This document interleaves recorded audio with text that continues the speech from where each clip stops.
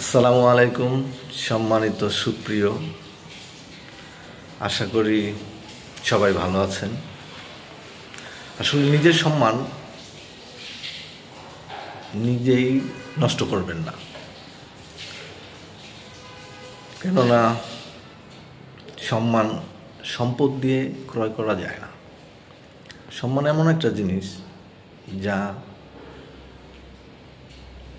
খুব যত্ন করে রাখতে হয়। যাই হোক, আপনার সম্মানার্থে যদি কেউ নিজের ক্ষতি করেও আপনার সম্মান বাঁচানোর চেষ্টা করে, সেটা আপনার বোঝা উচিত। কেননা যে আপনার সম্মান বাঁচাতে নিজের ক্ষতি করছে, তার একটা সময় হয়তো বা নিজের ক্ষতি করারও জায়গা থাকবে না, তখন কিন্তু আসলে কোনো দিক চিন্তা ভাবনা করবে না। আর কিছু বলতে চাইতেছি না, এটুক থেকে বুঝে নিন। অসংখ্য ধন্যবাদ।